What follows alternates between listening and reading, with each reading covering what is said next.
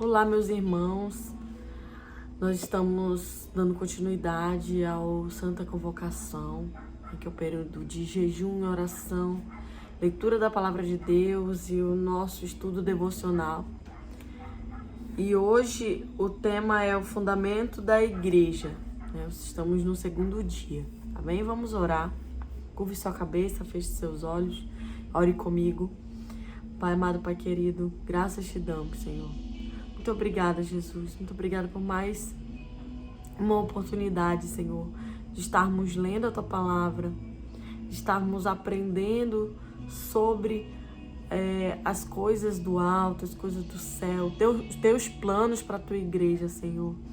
Pai amado, Pai querido, abre o nosso entendimento, nos dá a sabedoria do alto, nos dá discernimento. Em nome de Jesus, abre nossa mente, que o Teu Santo Espírito venha estar nos guiando nesse momento, nos fazendo entender aquilo que Tu queres que nós entendamos, Senhor, em nome de Jesus. Pai, eu Te agradeço, Senhor. Nos fortalece no Teu amor, nos fortalece, Senhor, fortalece o meu irmão, Senhor, que está jejuando, que está lendo, está no propósito da leitura do devocional, e me fortalece também, Senhor, para a honra e glória do Teu santo nome, Deus, em nome de Jesus, amém. Então vamos à leitura do material. O fundamento da igreja, em Efésios 20. Efésios 2:20 diz assim: edificados sobre o fundamento dos apóstolos e dos profetas, sendo o próprio Cristo Jesus a principal pedra de esquina. Esse texto nos conduz ao coração do projeto de Deus para a edificação da sua igreja. Com uma metáfora arquitetônica, Paulo está revelando como o Senhor decidiu habitar e agir no mundo por meio de seu povo.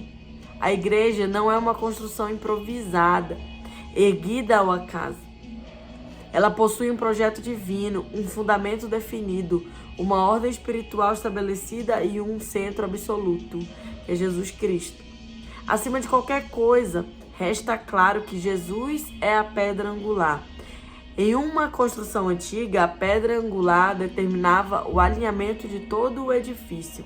Se ela estivesse fora do lugar, toda a estrutura seria comprometida. Assim, Cristo não é apenas parte do fundamento, ele é a referência, o paradigma, a autoridade suprema. Tudo na igreja precisa estar alinhado a quem ele é, ao que ele revelou e ao que ele continua fazendo pelo Espírito.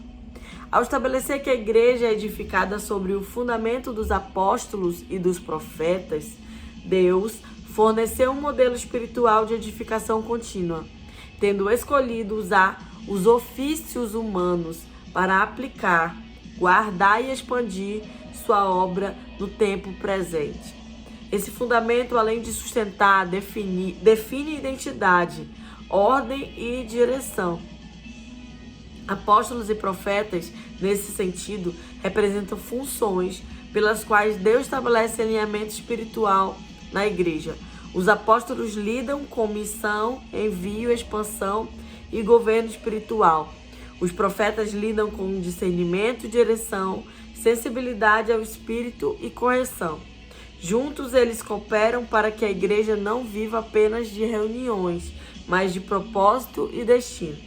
Com isso, entendemos que a igreja não nasce da iniciativa humana, mas revelação divina. Se não for assim, a igreja corre o risco de se tornar apenas uma instituição religiosa, organizada, ativa, mas desconectada do movimento do vivo do Espírito. Onde Cristo é honrado, a igreja cresce com identidade clara, visão espiritual e senso de missão. Não se trata de hierarquia humana, de poder, mas de ordem espiritual. O fundamento não existe para ser visto, existe para sustentar. Da mesma forma, ministério apostólicos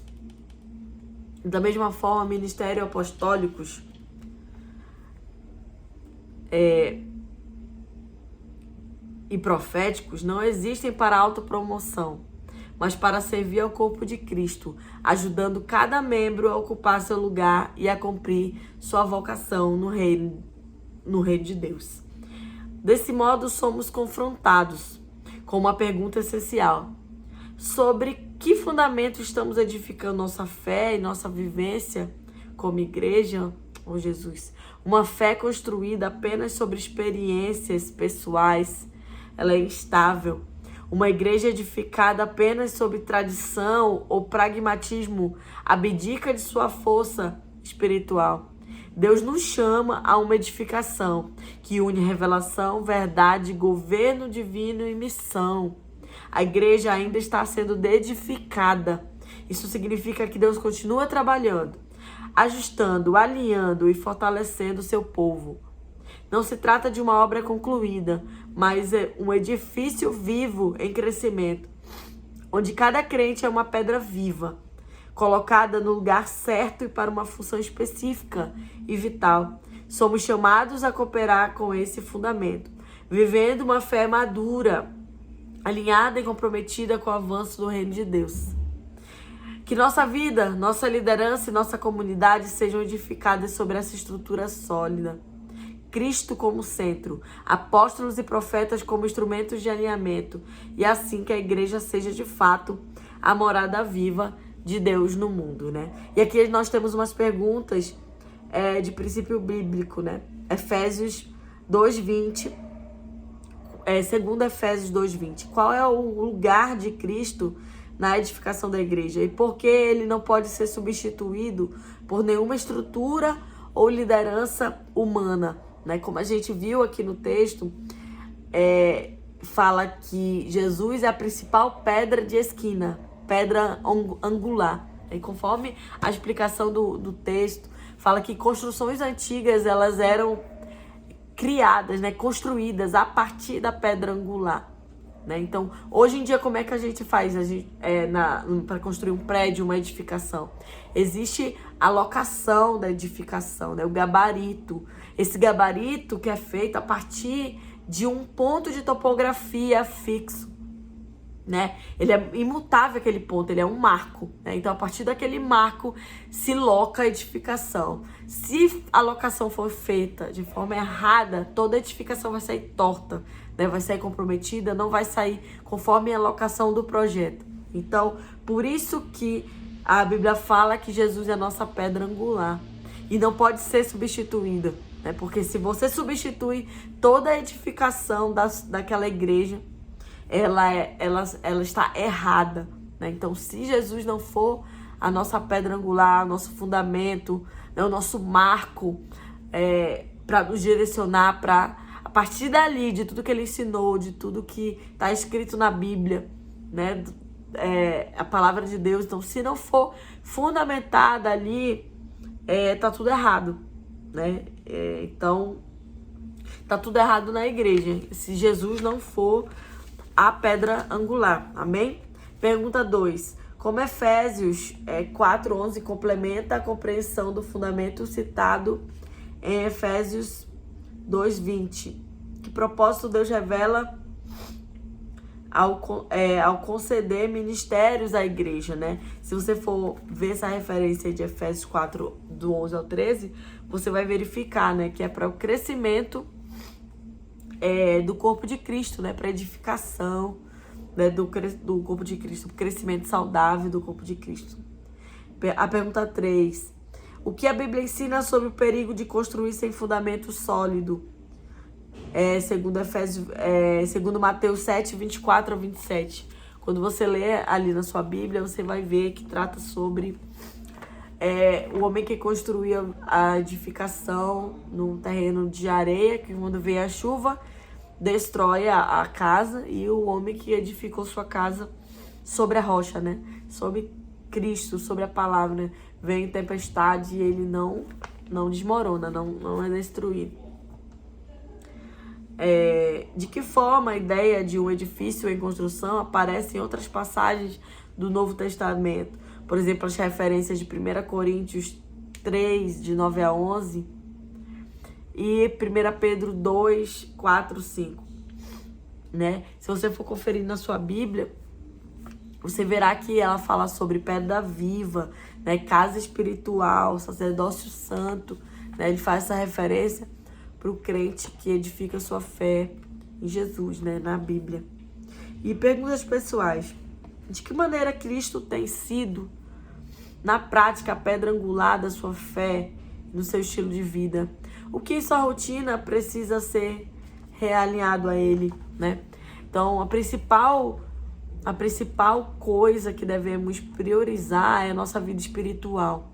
É o nosso relacionamento com Deus, né? Ontem eu estava assistindo um vídeo da Camila Barros, né? E ela estava realmente alertando, não a ímpios, mas a crentes, né? Crentes em Jesus.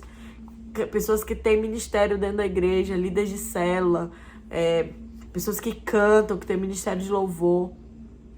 Eu estava alertando que a Bíblia fala que naquele grande dia, né, do tribunal de Cristo, os crentes vão falar, né? Eu curei no teu nome. Né? Imagina uma pessoa que cura uma pessoa em nome de Deus. Que nível espiritual que ela já não tem, né? Que ela tem.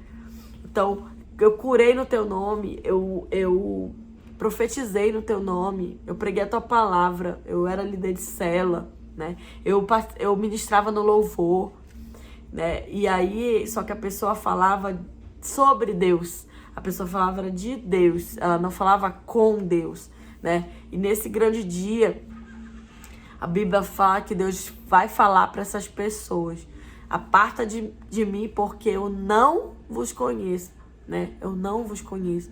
Então, me deu um desespero muito grande, porque a gente vive na igreja, tá domingo após domingo, culto após culto, reunião de célula toda semana, e é muito trabalho, e é ensaio de louvor, e meter a mão no bolso para contribuir, dízimo, oferta, contribuição para a obra de Deus, para Deus no tribunal, né, falar isso para que não conhece o nosso nome.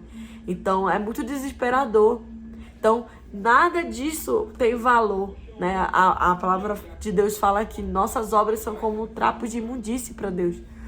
Então, se não tivermos relacionamento com Deus, momento de oração, leitura da palavra, que é a palavra de Deus, que é através da leitura da palavra que Deus vai falar com você, vai falar comigo, né? Se nós não tivermos relacionamento, se nós não falarmos com Deus, perguntarmos de Deus, enfim, ter relacionamento, né? Como é que você tem relacionamento com uma pessoa?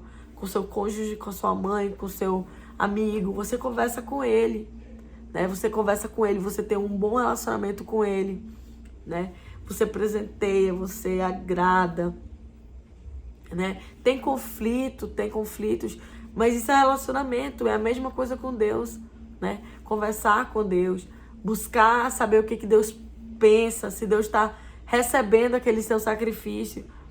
Então, é muito desesperador, né? Se hoje você percebe que você não tem dado prioridade ao teu relacionamento com Deus, né? Repense isso, porque não vai adiantar nada tudo isso que nós fazemos na igreja, né? Pior aqueles que nem participam, nem congregam, né? Que a Bíblia fala que a gente manda a gente congregar. Então, priorize o seu relacionamento com Deus, senão nada vai ter valido a pena. Amém? Tem mais 2 perguntas aqui no texto. Como você reage quando Deus promove ajustes, correções ou realinhamentos espirituais na sua caminhada? Você resiste, ignora ou coopera com o processo de edificação, né? Não é fácil quando Deus nos corrige, né? Não é fácil você ter que amar aquelas pessoas que você sabe que são falsas com você, que falam mal de você, né? Que querem o seu mal, que fazem tudo para te prejudicar, né? Vem aquele sentimento de rancor, de raiva, né? No coração. Mas irai-vos e não pequeis, né? Nós temos que orar por essas pessoas não têm Jesus, né? Essas pessoas não conhecem Jesus. Então a gente tem sempre que pensar como Jesus olharia para essas pessoas, né? Que tipo de igreja você tem ajudado a construir com suas atitudes? Uma comunidade em missão ou apenas um ambiente religioso, né? Então, um ambiente onde há fofoca, onde há um falando mal do outro, onde um querendo ser melhor do que o outro, né? E por mais sacrifício que você faça, nada disso adianta. É um ambiente religioso, você vai estar contribuindo. Eu, quando faço isso, eu estou contribuindo para um ambiente religioso e não para um ambiente espiritual. Então, vamos pedir a ajuda de Deus nesse dia. Amém? Vamos orar para finalizar a palavra. Pai, em nome de Jesus, eu te peço perdão, Jesus. Eu te peço perdão por cada palavra inútil que eu lancei, Senhor. Sobre cada palavra que não edificava sobre meu irmão, sobre aquele ímpio também, Senhor, que eu tenho que conviver. Em nome de Jesus, me perdoa, Pai. Nos fortalece, Senhor, no teu amor, nos fortalece na tua palavra, Senhor, em nome de Jesus. Que nós possamos refletir, Senhor, a tua glória, a tua paz, teu amor, Senhor, para as outras pessoas. Nos fortalece, Senhor, nos ajuda. Teu Santo Espírito, o poder do teu Santo Espírito venha sobre nós. Manifesta, Senhor, teu poder sobre a nossa vida, Senhor. Nos dá os dons do Espírito Santo. Pai, nós queremos ver o sobrenatural nesses dias. Nós queremos ver, Senhor, a tua glória manifestada, Senhor. Cura nesses dias, Senhor. Atende as orações. Restaura os casamentos, Senhor. Restaura a paz, restaura a saúde nesses dias. Nós queremos ver a tua face nesses dias. Glorifica o teu nome, Senhor, em nome de Jesus. Amém. Até o dia 3. Fiquem com Deus, em nome de Jesus.